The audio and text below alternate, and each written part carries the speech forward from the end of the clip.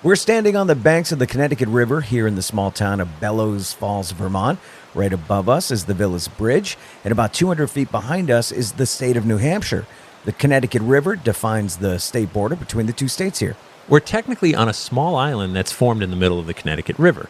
But today there's so many small bridges connecting to this island on both sides that you'd hardly know it was an island unless, you looked at a map. Right.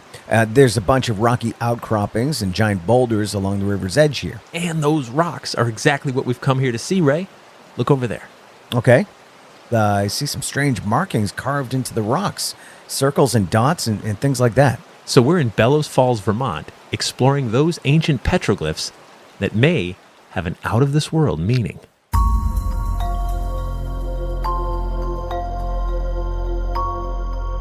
Hello, I'm Jeff Belanger. And I'm Ray Auger. Welcome to the New England Legends podcast, where we explore ancient mysteries, roadside oddities, ghosts, monsters, true crime, and all manner of weirdness in the northeastern United States. We're glad you're with us on our journey to chronicle every legend in New England, one story at a time. That we are, and we can't do this without you. So many of our story leads come from you. Please reach out to us anytime through our website, where you can also find links to see my ongoing story tour, to see Ray's band, the Pub Kings, and links to buy my new book, The Fright Before Christmas, which, by the way, is almost completely out of stock, except, of course, for the audiobook version. We'll explore these strange petroglyphs in Vermont right after this word from our sponsor.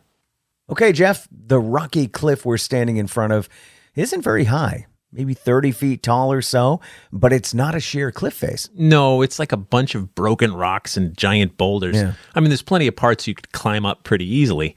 Let's get a little bit closer over here. All right. Well, we're looking at some of these engravings near the bottom. They look like faces. Yeah. Not exact circles, but face-like shapes. Almost like a guitar pick. Yeah, sure. 2 dots for eyes, a small straight line for the mouth, and a couple of them have what look like 2 antennas sticking out on the tops of their heads. Almost like emojis from the ancient past. That's exactly what I was thinking. I know, right? Okay, a little more about the town of Bellows Falls here in southeastern Vermont. The town was first settled by colonists in 1753 and named for Colonel Benjamin Bellows, who owned a lot of property here. The nearby Bellows waterfalls powered early industries in town, which helped the region grow. This town was also the site of one of the nation's first canals. The canal was built between 1792 and 1802 to help get Connecticut River boat traffic through the area. The Connecticut River was like an early highway. Goods and people could move many miles easily. And while the town of Bellows Falls grew up, these faces on the rocks stood watch. Even though they were first discovered by colonists around the time the town was first settled, it was in 1789 that these strange markings first received some serious study. So let's head back to 1789 and explore these ancient mysteries. It's the summer of 1789 here in Bellows Falls, Vermont. George Washington just took the oath of office to become the first president of the United States in April. The United States is still a very new idea and country. And though much of the Northeast and on down the eastern seaboard has been colonized by Europeans for well over a century, there's still plenty of unexplored corners and great mysteries all over the country. One of those mysteries are some strange markings on an outcropping of rocks near the Connecticut River here in Bellows Falls. Eventually, word of these carvings reaches the ear of Reverend David McClure of Dartmouth College. He's intrigued enough to take a boat down the Connecticut River to the town of Bellows Falls. When Reverend McClure first sees these carvings, he's perplexed. I mean, he hadn't seen anything like them before. He observes that the faces are life-size, simple ovals with markings for eyes, nose, mouth, and maybe ears. He also notes that some have lines sticking out of their heads that could be feathers, horns, or maybe some kind of rays. Now, the markings are crude, like the way I might draw a stick figure. Sure. There's not a lot of detail here. But Reverend McClure notes that there are records of seeing these petroglyphs from the earliest days of the town's founding, so locals knew about them. But they figured the Abenaki people must have done it. But there's only one problem with that idea. What's that? Well, while it's true the Abenaki people lived here for thousands of years, they didn't tend to carve up rocks. Otherwise, we'd see glyphs like this everywhere. Oh, that's a good point. And while there are some reports of strange markings on stones throughout New England, they're kind of few and far between. Reverend McClure estimates that these carvings are between 300 and 3,000 years old. So that's a pretty wide berth, Right. Which still begs the question, what do they mean? Reverend McClure, perhaps speculating from his ethnocentric and religious background, took the lines off the top of the faces to mean horns, and perhaps this was viewed as some kind of dark place with evil spirits present. I see. Maybe the faces are here to warn others. But still others point out that this area has great fishing opportunities. So maybe some of the Abenaki people came here to fish and, out of boredom, took to carving into some of the rocks. Right, like some kind of ancient graffiti. Maybe. But as you pointed out, we don't find sites like this all over, which makes this mystery endure. And that brings us back to today. Okay, there's a lot more to say on this. Though Reverend McClure was the first to write about these petroglyphs way back in 1789, others came to study them over time as well. They sure did. In 1857, ethnologist Henry Schoolcraft studied the glyphs and suggested they depict a battle scene. Yeah, but, it doesn't really look like a battle to me. It's just faces. I get no sense of conflict in that. In 1858, historian Benjamin Hall wrote about the Bellows Falls petroglyphs and said he thought they represented a chief and his tribe, and that this place must have been the site of an important event that was immortalized in stone. So in more modern times, thanks to the influence of shows like Ancient Aliens, others suggest maybe these petroglyphs depict visitors from another planet with antennae on their heads, or maybe those aren't faces but helmets with faces inside. It feels like a reach to me. I get it. But then again, it feels like there's no way we'll ever know for certain who put these here and why. With certainty? No, absolutely not. We'll never know for sure. But in the 1990s, co-authors William Haviland and Marjorie Power, who wrote the book The Original Vermonters, studied the Bellows Falls petroglyphs. They believe this location was a sacred place for the Abenaki, that shaman came here to enter a trance-like state and see visions. So maybe they carved those visions on the rocks in front of them. Back when David McClure saw these petroglyphs in 1789, he only described 3 faces, but in reality, there's about 24 of them. Though over time, there's been dumping of other rocks here, erosion, and so on, so some may have gotten lost. We also need to report that what we're seeing here today isn't totally accurate. What do you mean by that? So in the 1930s, the Daughters of the American Revolution hired a stonemason to come here and deepen the existing glyphs because they were fading away. Oh, no. Yeah. So I'm sure there was some guesswork and some liberties taken. I'm sure the carver did his best to preserve it, but the job required him to forever alter these petroglyphs. So while these glyphs today are probably close to what they looked like a few centuries ago, it's not exact. No, it's not. And erosion's been a factor, which is why the stonemason was hired in the 1930s. But now we're looking at a tracing of a drawing and trying to speculate why someone did this here and why. And with nothing but theories, suddenly we find ourselves saying, we're not saying it's aliens, but it's aliens.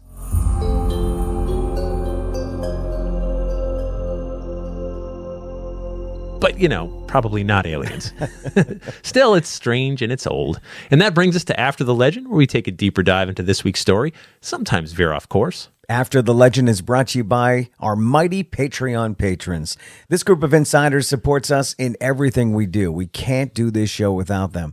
They help with our hosting and production costs, marketing, travel, and all of the other expenses it takes to bring you 2 podcasts each week. It's only $3 per month, and for that they get early ad-free access to new episodes, plus bonus episodes and content that no one else gets to hear. Just head over to patreon.com/New England Legends to sign up. And to see some photos of the Bellows Falls petroglyphs, both today and from when they were photographed in the late 19th century, click on the link in our episode description or head to our website and click on episode 328.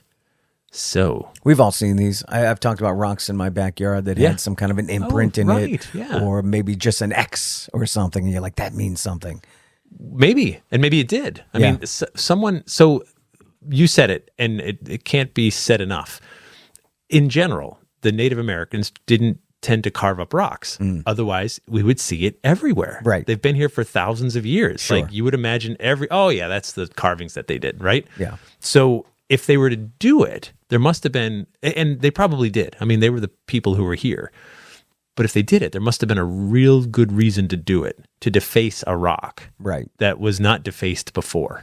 Was it because it was nature and they didn't want to mess with nature and they were one with nature? Probably. I mean, why would you deface something that didn't ask for that. Well, it's like us defacing graffiti, It's defacing graffiti. a wall, a store or something. We don't do that. And generally, we're not supposed to. Right, but we do put up signs warning people, dangerous road ahead. That's true. Slippery conditions. We do put up signs to warn others or to allure others, right? We put up billboards. Come get the best apple pie in, Massachusetts. Where's that, by the way? Are we talking about that? Is that a legend coming My up house, soon? yeah. Your house. I make the best apple pie. But so we do put up signs to warn others. And so for them to, if they did it and they chose to do it, this must be a rare thing and this place must be special, which sort of lends itself to the later in time theories. It's so funny how when we hear the notes and thoughts of people from centuries ago, it's so ethnocentric. Like the guy's a reverend from Dartmouth, and he goes there and says, well, those must be devil horns. Right. and by the way, like a person with horns must be evil. Well, that's only in the Christian tradition. I mean, think of like Pan and the Greek mythology. He was a wood nymph, with horns like a goat. Doesn't make it, goats aren't evil. They're just goats. Yep. You've got a unicorn with a horn, one horn. One horn. It's a magical creature. Magical. Spreads goodness. Yeah. So for you to just say like, oh, they put horn, which is your background, not theirs. Right. Right. So I mean, deer have horns. Right. Right. They have antlers, and so and that was game, and they were food and whatever. So anyway, it's sort of silly to come at that. But I thought of the expression like, well, it's not set in stone, or it's not carved in rock. It's an expression we use because we understand it. Like when you carve something in a rock, it's really almost permanent. It stays there, absolutely. Years and it's a decades. tattoo. And it's a natural centuries. tattoo. Yeah. And so when someone took the time to carve up a rock, like for example, a headstone, right? It was meant to endure. Yeah. We understood that everything we build out of wood and metal and all kinds of other things will crumble eventually. It just does. That's what happens if you don't take meticulous care of it. Yeah, they used to use magic markers on headstones, and it wasn't working. Terrible idea. A year later, it washed away. Like what are we doing wrong here? Was this Uncle Larry? No, I think he was over there. Like, no, Who's Uncle Ari? That's not. Yeah, it's just reading. Yeah, so but that's so stone endures, and so when you take the time and effort to put something into stone, it must be important because that's also our culture. Or I love the theory of just like it's great fishing. And sometimes, the fish aren't biting and you're just sort of passing time and you're just like, hey, let's go tag that rock. Right. And do something to clear the boredom. That would be my favorite. And the other thing too, he put the time period of 300 to 3,000 years. I think when you consider, and you have to look at this older picture I think it's from 1880s or so. Yeah, I saw that. That photo, you could see that in 100 years, those would mostly be weathered away from erosion, which means maybe they were 100 or 200 years before that. You know what I mean? Right. Like if it was really 3,000 years before, I don't think you would have seen a trace of them. Right. It's just natural erosion. Would have taken away. However, when you look at when you're at the site, there's some of them where the outcropping of rock kind of comes up at an angle, so it's like a natural roof. So it would be shielded from like a downpour or whatever. Sure. So I got to believe that would add some lifespan Yeah. to it. You know what I mean? That it's not directly getting pelted by weather and snow and ice and all the other stuff. I love that you're investigating this one. Like you're really putting on your detective hat. I want to know. Like, so why did It's someone do aliens. this? Well, you'll It's never probably find aliens. out Yeah, that it is that's- them. That's where the ship came down, and It's the easiest explanation of this. yeah, obviously, yeah, it's aliens. But it's something, Yeah. And this is a very busy part of town. Like this, there's businesses there, and there's warehouses and so on, and bridges everywhere, and you can. It's a little tricky to get down, so you can park your car right by the Villas Bridge, and you can sort of make a way down a path, and you can see it. But it's not. It's town goes on. Yeah. Like this, everyone I'm sure knows it's there, but Right. they probably all went to see it at one point.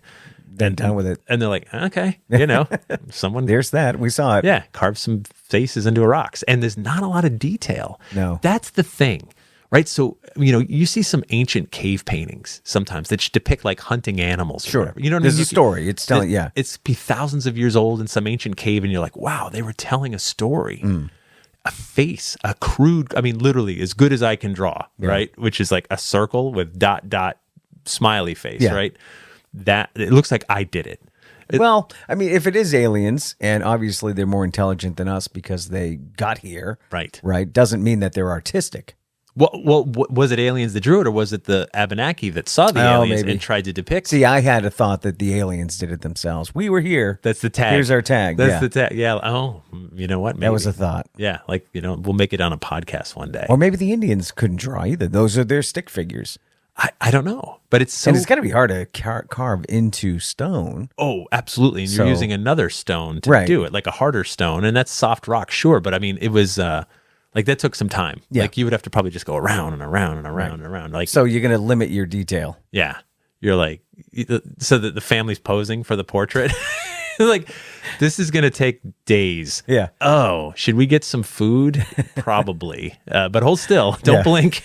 And that's all you have to show for it. Oh, we're 3 literally- stick figures, 4 stick figures. You didn't even get the figures. You just got the round It's just face, the faces, yeah. 2 dots and a So mouth. that's you. That's your son. That's Yeah. dad. Well, wait a minute. Hold on. No, that's you. Yeah, right. Trust me. Yeah. What's those antenna coming up? Oh, you had a tree behind you. That's what I saw. I just sort of drew what I saw, but then I'm like, oh, this is going to take too long. I'm an artist. Don't question me. Yeah, leave it. This is minimalist. Artistic expression. I invented minimalism, like many centuries before minimalism. I don't know, but it's one of those sites you see and you look at it and you've got to ask questions, and it'll kill us because modern native groups have looked at it, and the speculation is that maybe this was some sort of sacred site, and they got visions here, and these are representative of those visions. That's the best we've come up with. Can't promise it's spot on. It makes some degree of sense because they didn't do this everywhere. Yeah. But we're never going to know. No. And so, yeah, bring on the aliens. Got a legend you think we should check out? Email us anytime through our website. We appreciate hearing from you. Plus, most of our story leads come from you, so keep them coming. We'd also love it if you take a minute to post a review for us on Apple Podcasts or wherever you get your podcasts, and share our episode on your social media. We're building a community here and can't do it without you. We'd like to thank our sponsors. Thank you so much to our Patreon patrons, and our theme music is by John Judd. Until next time, remember, The bizarre is closer than you think.